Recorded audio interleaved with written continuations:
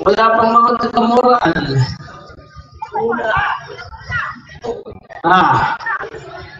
Okay.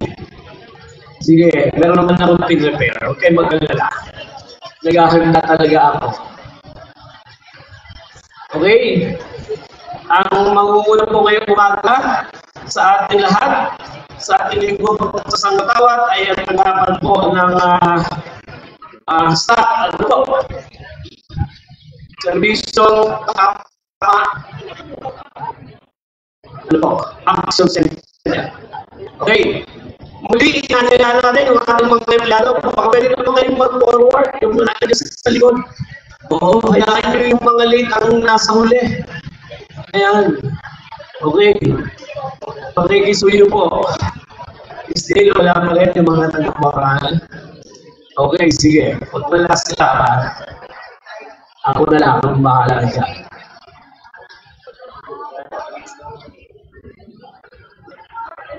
Okay, mali, magandang umaga. Palakpakan naman natin. Tapitin na natin ang ating panlalawigan ng administrador. Ma'am, good morning. Okay, simulan na natin. Wala naman yung mga taga-moral. Meron naman.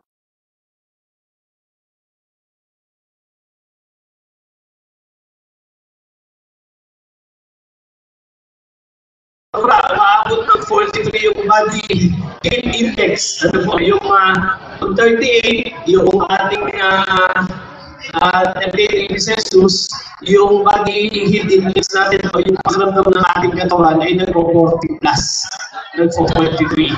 Ayan. So, sobrang init. Ayan. May nabasa ko sa pag-aaral, habang hindi natin yung oral. Noong 1955, ang forest land area natin sa Pilipinas ay 75%. That was 1955. Pero ngayon 2024, alam niyo ba kung ilang percent na lang ang forest land area ng Pilipinas? 7%.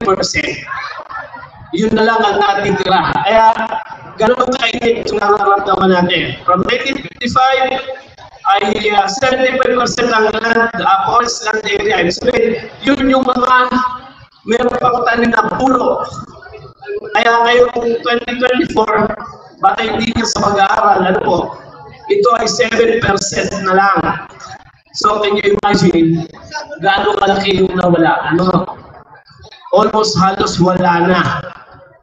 Kaya makikita natin, ganito yung nararanasan natin. Di ba? Sobrang init.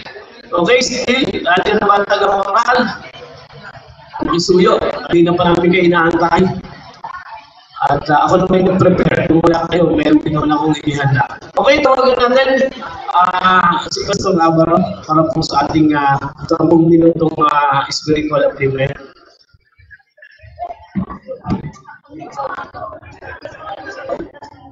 Magandang araw po sa ating lahat. Good morning! Good morning! Good morning po. Nagpapasalamat tayo sa Diyos sapagat nandito muli tayo pagkaman mainit.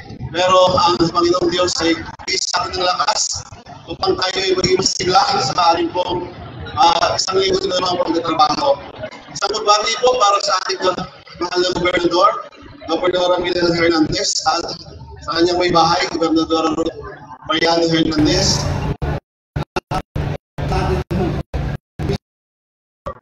Sa lahat ng mga kawali ng pamahalaan, sa lahat ng mga hepe,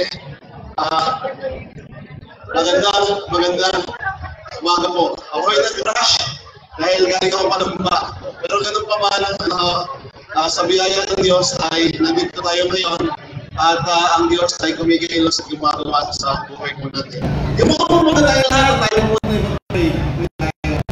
Diyos, maraming salamat sa inyo sa umaga ito na ibigay niyo po sa amin upang kami mag-aaral ng salita niyo po at gusto namin ang umaga ito na may siglahan. Mainit na panahon, dalangin namin na mainit din ang aming paglilingkod. Patubayan niyo kami, Panginoon, at tubayan ngayong umaga. Ang dalangin namin sa pangalan ng Panginoon Jesus. Amen. Ngayong umaga ay pag-uusapan natin ang virtue ng patience. Napakahalaga ng pasensya sa buhay natin ngayon sapagkat ang pasensya ay isang daan upang magtagumpay tayo sa ating buhay. Doon na yun, ang pasensya ay kailangan natin, lalo na sa mainit na ito na panahon. Tinignan ko sa dictionary ng David Smith patience, ito ay ang pag-i-endure natin sa mga hardships natin pong pinaranas ngayon. May hirapan ang panahon, mainit, nakabwisit, isang madaling salita. Magaling tayo mainis, lalo na kapag nababalais tayo. Sabi kasi sa Barangas, pag sinabi ng balais, ibig sabihin nun ay nabubugnod, malalim pa rin, naiinis, nasususot. Kaya nga ako, hindi mapali dahil nga sa mayroong something na nararamdaman. Lalo na itong panahon na ito, kainitan. Pero, alam niyo ba na ang pasensya ay kailangan natin upang tayo ay maka-endure ng lahat ng mga nararanasan natin sa buhay. Sapagkat kung hindi natin ito may-endure, hindi ho tayo maaaring matagumpaw, hindi tayo magtagumpay. Sa lahat ng bagay sa buhay po natin, kailangan ho natin ng pagtitiis. Sa James chapter 1, pinag-usapan doon na kailangan ho natin na endure ang lahat ng mga trials, endure ang lahat ng mga sufferings, endure ang pagtitiis, upang sa gano'n, makaproduce ko sa atin ng spiritual maturity. Ang pagtitiis ay kailangan natin para maka-endure tayo sa lahat ng mga approaches ng mga tao, sapagkat kapag umikli ang ating pasensya, ang ating pisip, tayo po ay gaganti. Pero kung sinasabi naman nila ang sulatan, hindi tayo dapat umantay sabi ng Bible, the Hebrews chapter 10 verse 30, for we know him, said, it is my revenge, I will pay, and again, the Lord will judge his people. Ibig sabihin, nasa Panginoong Diyos palagi ang makikiganti, at ibabayaan natin ang sitwasyon sa Kanya, at siya na yung bahala kung ano mga kaapihan na maaaring nalasan natin dito sa lupa. Ang sabi ng Panginoon sa Kristo, Matthew chapter 5 verse 44, I tell you, love your enemies and pray for those who persecute you. Ito yung dapat natin gawin. Ang paghintay na kailangan upang makamot natin ang reward ng Diyos. Ang reward na ito ay hindi lamang ang pagbabago ng ating pangugali. Ang reward na ito ay hindi lamang pagbabago ng ating attitude sa ating kalooban na marunong tayo magtimpi, marunong tayo magbigay sa sarili.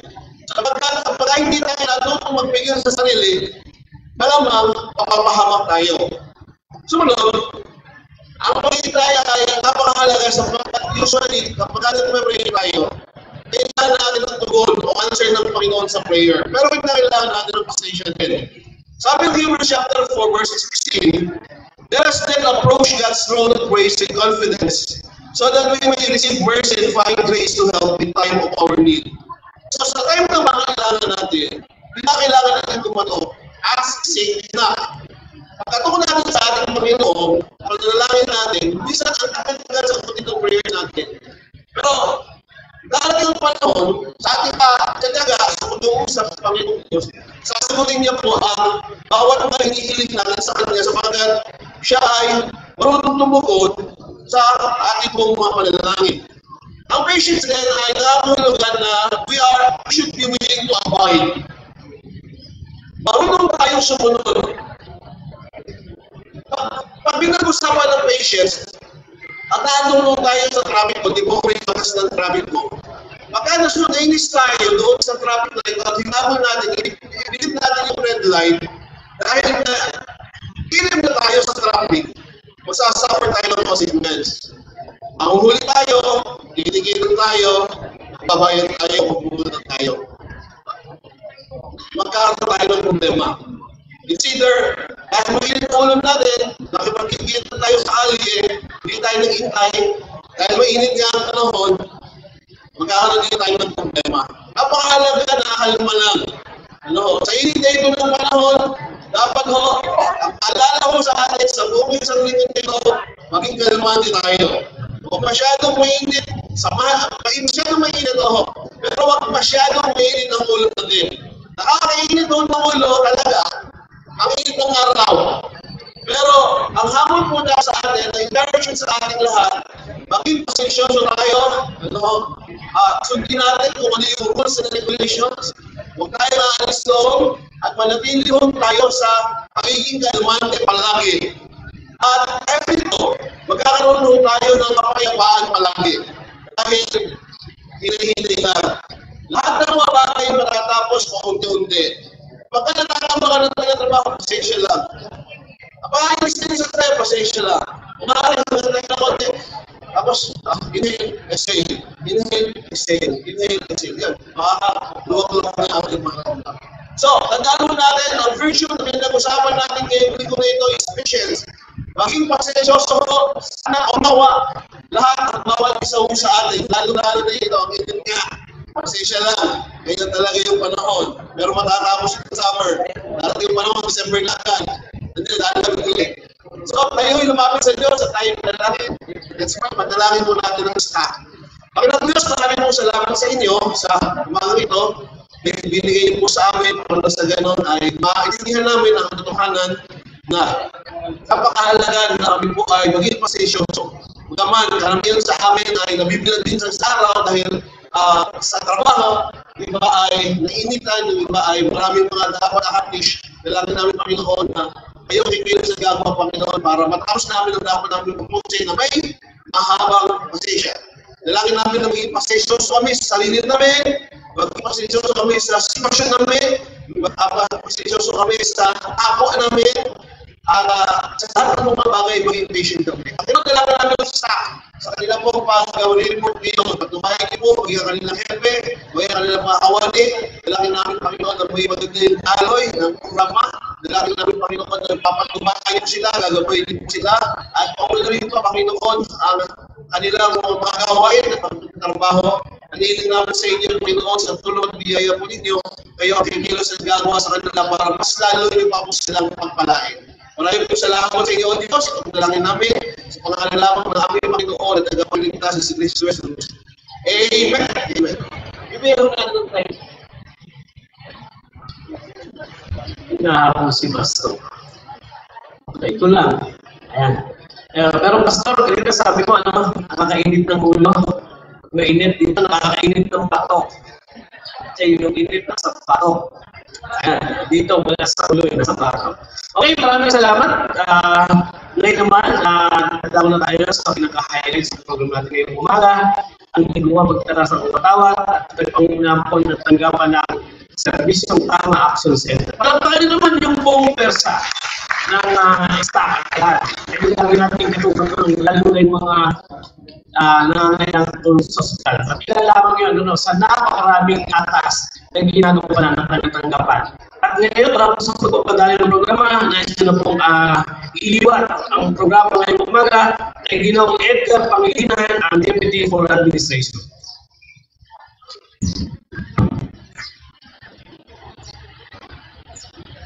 Maraming salamat po, Sir Dennis. So sa ating mahal na Gobernador Ramil Hernandez, sa ating Vice Gobernador, Atty. Karen Agabay, sa ating Provincial Administrator, Atty. Jose Extraordinal, sa ating mga Chief of Hospital and Department Unit Head, at higit po sa ating mga kapatid, isang maliwalas at magandang umaga po sa inyo lahat. Good morning! Okay. Sige po, taas po natin ang ating kaliwang kamay. Tabikin po natin yung ating mga nasa likod. At sabihin natin, hi! Okay, yung ating kanang kamay naman, itaas po natin. Tabikin po natin yung nasa harapan. Say hi! Kaya itaas po natin yung dalawang kamay natin. Tabikin po natin yung both sides. At bigyan po natin ng isang magandang ngiti. Sabihin natin na magical morning! So, bilang kamali po ng ating gobyerno, dapat po tayo ay laging nakangiti sa ating mga kliyente. Iwasan po natin ang sumangot. Kasi po, sabi natin, public office is public trust. So ngayon po, moving on, Servisyong Tama po ang Action Center na ataas na mag-post ng ating lingwang pag-atas ng matawat. So sa pagkakasunod-sunod po, ibibigay ko po sa inyo para sa pambansang awit, si Ms. Angel Taris. Para naman po sa panunumpas sa matawat ng Pilipinas, si Ms. J. Princess Noida. At para po sa pananampalang kawani ng gobyerno, Ms. Isa Garcia. Magandang umaga po sa ating lahat. Ating po ilagay ang ating kanang kamay sa kalawang dibdib at ating sabay-sabay awinin ang pambansang awit ng Pilipinas. Ang pambansang awit ng Pilipinas.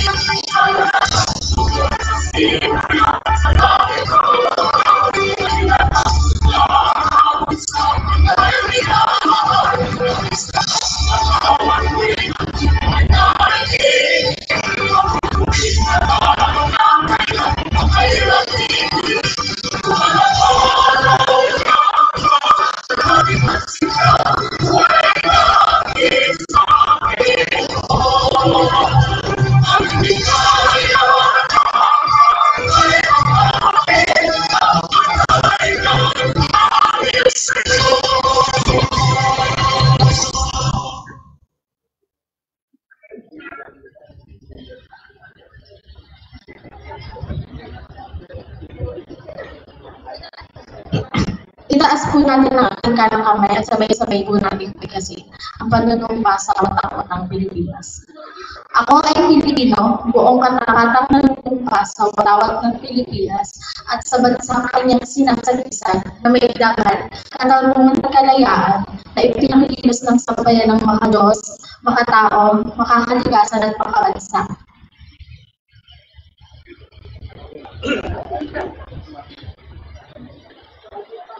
Ating pong muling itaas ang ating kamay para sa panunumpa ng kawani ng gobyerno.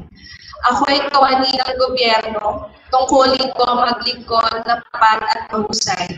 Dahil dito, ako ay papasok ng aga at magtatrabaho ng lampas sa takdang oras kung kinakailangan. Magsisilbi ako ng magalang at mabilis sa lahat ng mga kailangan. Pangangalagaan ko ang mga gamit, kasangkapan at iba pang pag-aani ng pamahalaan. Magiging pantay at makatarungan ang pakikitungo sa mga lumalapit sa aming tanggapan. Magsasalita ako laban sa kaliwalian at pagsasamantala. Hindi ko gagamitin ang aking panunungkulan sa sarili kong kapakanan. Hindi ako hihingi o tatanggap ng suhol. Sisikapin ko madagdagan ang aking talino at kakayahan upang ang landas sa paglilingkod sa bayan ay patuloy na maitaas. Sapagkat ako ay isang kawani ng gobyerno, tungkulin ko magtingkod ng tapat at mahusay sa bayan ko. At sa panahong ito, ako at ang aking kapwa-kawani ay kailangan tungo sa isang kaunlad, sagana at mapayapang Pilipinas. Sa harap ninyong lahat, ako'y taos-pusong nanunumpa.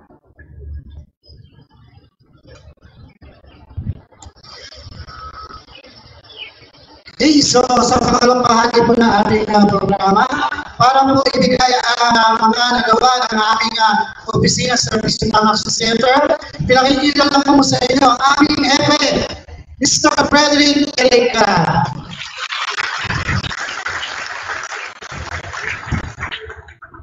Thank you, Edgar.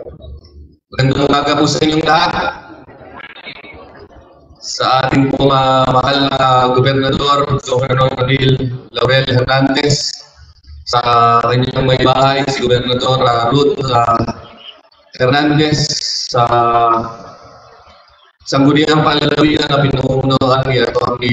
Karen Nagapay, Vice Governor, and of course, sa ating mahal na Administradora, Atty. Dulce Ace Rabanal, sa lahat po ng department heads and unit heads, and especially sa lahat ng kapwa ko kawani ng Lalawigan ng Laguna, magandang umaga po muli. Ang serbisyong Tama Action Center na pinamumunuan po ng inyong lingkod ay pinamumunuan o composed of my teams divisions. Sa ating pong emergency response team, meron tayong 60 personnel na binubuo ng 20 registered nurse, 25 ambulance aid, 15 amboy, na sinusupervise naman ni Jerome De La Torre. Ang ating health desk officer at ang action team ng 3rd and 4th district ay pinamumunuan ng ating deputy na si Maribel Mainit. Ang action team ng 1st and 2nd district na pinamumunuan ni Dennis Hernandez. Ang People's Night, pinamumunuan ni Randy Laurel. Ang Command Center na pinamumunuan ni Aaron Paul Laurel at ni Sir Bingo. At ang staff mate. So sa total na po yan, we have 199 personnel sa staff. And mga division po, ito po ang aming nagawa simula noong January 2023 hanggang March 2024. Ang emergency response team po, kasalukuyan ang mga ginagawa po nilang trabaho ay ang medical transport o medical response. Makikita niyo po sa ating level kung gaano karami ang kanilang respondihan pagdating sa medical transport and medical response. Ito po yung ambulance transport natin. Buong hospital, buong hospital. So buong lalawigan ng Laguna, ito po ang ating tinarabaho. Meron po tayong cater na 1,130 ambulance transport. Yan po ang programa ng loob na libre sa ating mga kalalawigan. Kung tutuusin ang bawat isang medical transport, kapag aarkila ang ambulansya, mahigit 5 or 10,000 aarkila. Pero ito pong programa ni Governor, libre, wala po silang pinabayaran. Okay, ang standby medic, ito naman po yung request ng iba't ibang event natin, iba't ibang office natin dito sa lalawigan ng Laguna, yung ibang request ng iba't ibang LGU. Ang standby medic natin ay nagkaroon tayo ng 457 requests. Vehicle accident na na-attend natin ay 119. Yung fire incident, we have 3. And other responses na ginagamit natin ang ating emergency response team bilang 150. So ang emergency response team natin nakapag-cater ng 1,863 responses. Next.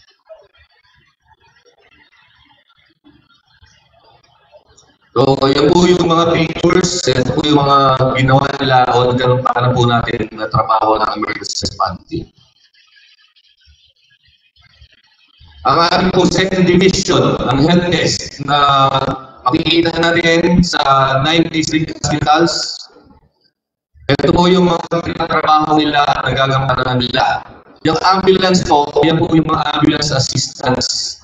Kapag may pasyente tayo sa hospital na kailangan ng ambulance, sila ang nakikipag-coordinate para magkaroon tayo using our emergency response team. And kapag hindi na natin makater, nagagamit din natin yung mga LGU. Yung mga LGU, ambulance din sila. So ayan yun, coordinated and communicated sa ERD team and sa mga LGUs. We catered 1,537. Yung medical, ito yung mga medical assistance na nangyayari sa mga hospitals. Yung mga health desk natin, sila yung tumutulong para makabigyan ng assistance yung ating mga patient sa mga different hospitals. Medical, we catered 18,061 patients. Sa OB-GYN, it's still the same assistance ng ating mga health desk. We catered 2,469. Blood assistance, yung mga nahingi ng blood, we catered 11. Anti-rabies, we catered 43. Sa billing assistance, yung kapag yung talagang walang-wala na at kahit pa na-extend na ng mga hospitals yung kanilang tulong. sila pa rin ay lumalapit sa atin. So ito po rin yung ating mga makakakisuyo at natutulungan ng ating mga hospitals. 1,210. Yung blue card assistance, ito yung mga lumalapit sa atin may blue card. 579. Financial assistance, ito yung mga natutulungan natin para mas lumapit pa sila sa DSWD. So we have 65. Foreign assistance, same sa OPSWD natin, 62. Yung complaint, yung mga formal complaints, iba yung virtual complaints na naaayos natin, iba pa rin yung social media complaints na naaayos natin. So we have 22. So, awareness natin in total, ang natulungan po nila ay 24,061. Next. Ang ating action team, ang tinatrabaho nila ay patatayo o yung mga request natin ng tent, ng parachute, pagkakapit ng tarpaulin, yung relief operations, at yung iba pang request natin like sa chairs, tables, ito po yun. So sa tent, meron tayo 758. Sa parachute, we have 108. Sa tarpaulin, 1,049. Relief operations, we have 100. And the others, we have 788. So we have a total of 2,803. Ang people's night naman po, ito po yung request sa ating mga leg walls, subsystem, lights, yung people's night sa different LGUs, yung bus, and others. So, ang leg wall, kasama dito yung mga events natin and then request ng mga LGUs. We have 382. Sa sound system naman, we have 536. Lights, 160. Sa people's night, we have 36. Sa bus, we have 138. Others, we have 11. Yung bus transport, halos lahat ng mga LGU o bank sectors ay nakikater natin as long as talagang vacant yung ating bus. Pati na rin sa ating mga departments ay nagagamit po natin yan. So we have 1,263 na trabaho ng ating people's night. Sa command center, maybe halos o hindi po lahat sa atin ay nakakaalam o na meron pa tayong command center doon matagal na po yan. Ito po yung mga ginagampanan ng command center natin. And para po sa kaalaman ng lahat, medical assistance, ito po yung mga tawag sa atin sa command center natin na na-assist natin. Of course, sa tulong ng ating emergency response team and mga LGUs, sa PDREAM, sa mga MDREAMs, ito po yung nag-aarampanan natin. We have 62 medical assistance call. Sa vehicular accident, we have 68.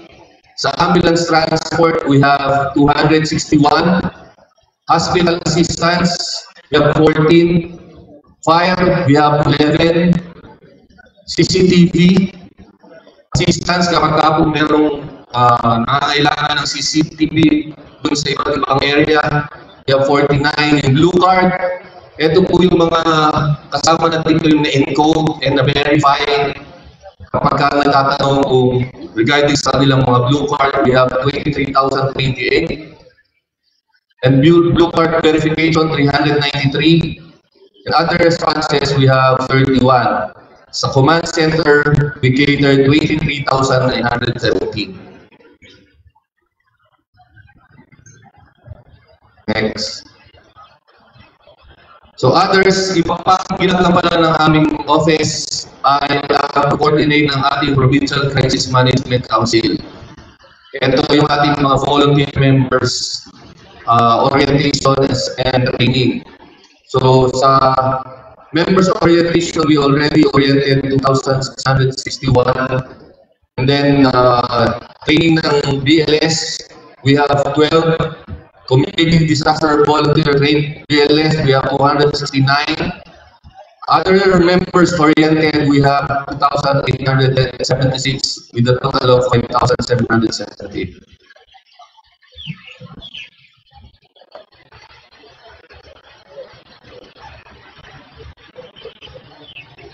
Ito po yung ating emergency number.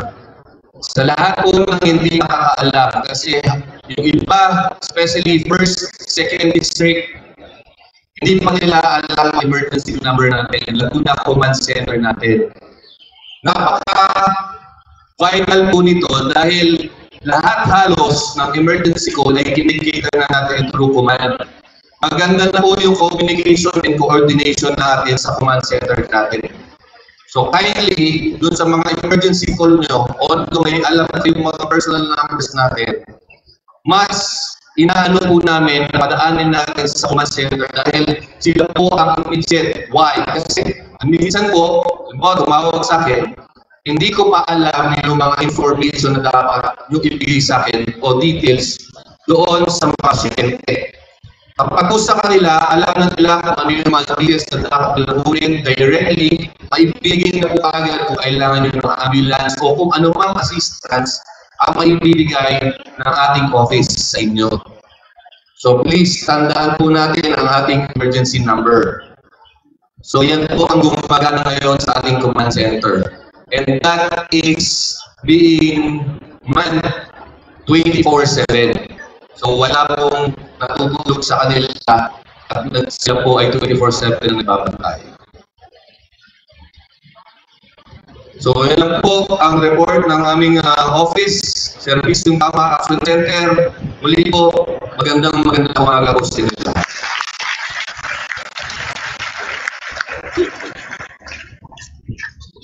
Okay, maraming salamat sa Kaliran. Palapakakan nyo naman ang mga taga-staff.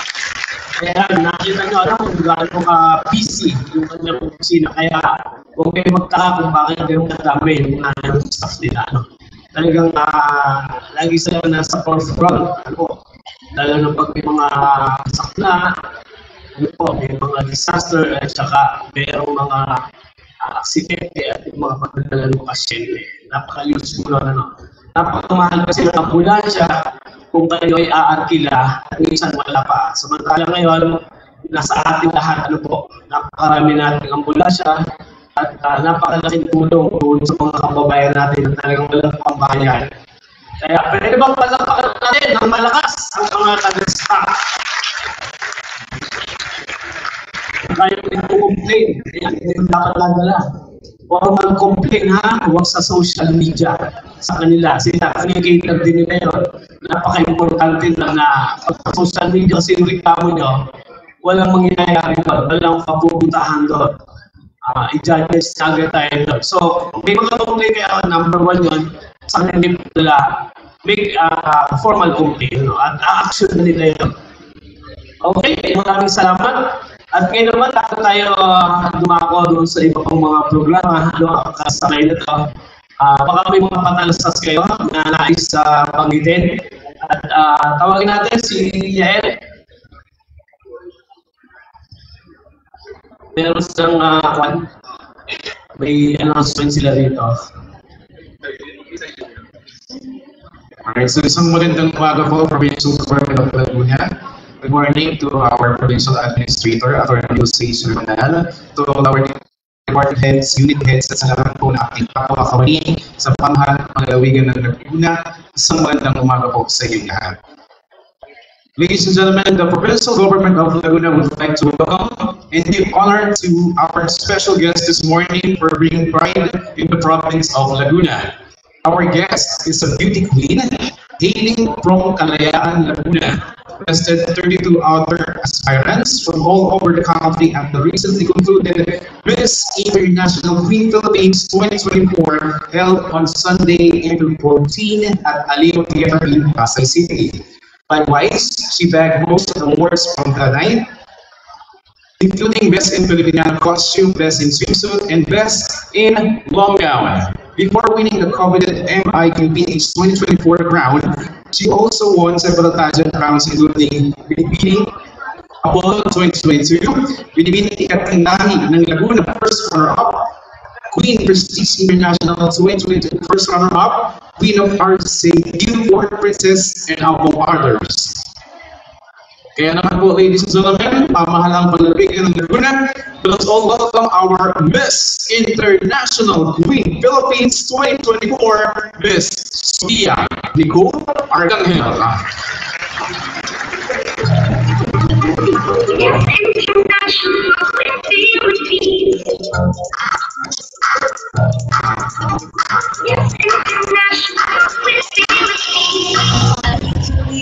Whatever I aspire to be, 'cause I'm born without succeed quality.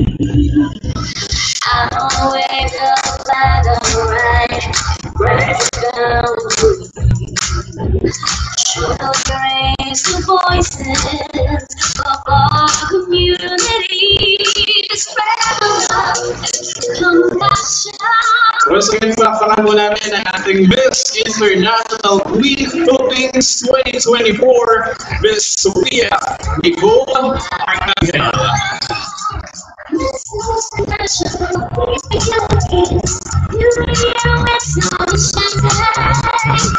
And at this moment, let us hear some messages from our Miss International Queen Philippines 2024, Miss Sophia. Thank you po and good morning po sa inyong lahat. Dear guests and my fellow Lagunenses, I stand before you today humbled and grateful as I reflect on the journey that has led me to this moment. I come from a small town where dreams often seem too big to grasp. Yet, I dare to dream, and today I stand here as your newly crowned Miss International Queen Philippines 2024. I am deeply honored to have the opportunity to represent not just our beloved province of Laguna, but our country, the Philippines. On the international stage on August 24 in Pattaya, Thailand, I will proudly carry our flag and showcase the beauty, grace, and resilience of our nation. None of this would have been possible without the unwavering support of so many individuals and organizations who have stood by me in every step of my way. I cannot mention you all, at least know that I am really grateful for all your support. I want to take this moment to express my heartfelt gratitude to our provincial capital of Laguna, especially to Governor Ramil Hernandez, to our Gobernadora Ruth Hernandez, and for their constant encouragement and support. The Provincial Administrator, Attorney Dulce H. Urbanal, and OIC of El Tecado, Ms. Pinky Villa Sr. for invaluable assistance and guidance. Love Laguna LGBT, under the leadership of Mr. Skyville, for their advocacy and solidarity, and a special thanks to El Tecado GO, admin and executive team, LTMO and DDRRMO for their contributions for my journey. So everyone gathered here today, I invite you to continue supporting me as I embark on this incredible journey. Together, let's show the world the strength and the beauty of all the Filipinos. Thank you. Thank you so much once again, our Miss International Queen Philippines 2024, Miss Sophia Nicole Arcangel. And this point, tinatawagan ko ang ating Buti Provincial Administrator for a photo opportunity. Kasama ko ang ating Pride of Laguna, Sophia Nicole Arcangel, together with Fatima University.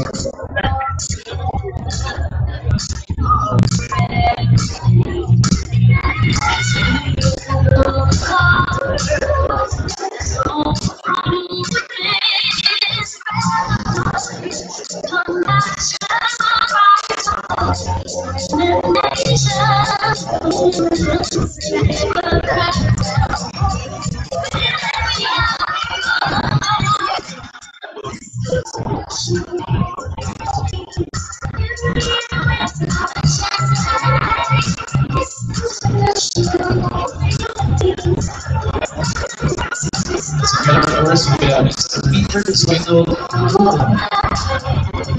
our president, Mr. Carson,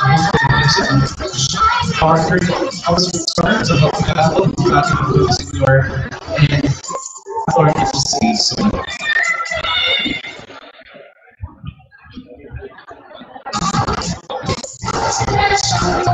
Thank you so much once again, our Miss International Queen Philippines 2024, Sophia Nicole Martin. And now, to give a message, in behalf ng ating pamilya ama, nalalawigan na natin na palakpakan natin our dynamic provincial administrator according to sa ACE Rebana. Maraming salamat, El. Magandang umaga po sa inyong lahat. Magandang umaga. Okay. Well, sa pangalan mo, of course, si Governor Ramil Laurel Hernandez, ang nagsimula ng serbisyong tama. Nais natin pati ng ating mga department heads, unit heads, assistant department heads, and of course, sa aking pong mga kapwa-kawani, sa pamahalaan ng lalawigan ng Laguna, magandang umaga po ulit sa inyong lahat. Siyempre, huwag natin kalimutan ang ating mga taga-serbisyong tama action center sa pangunguna po ni Sir Eric Arahan.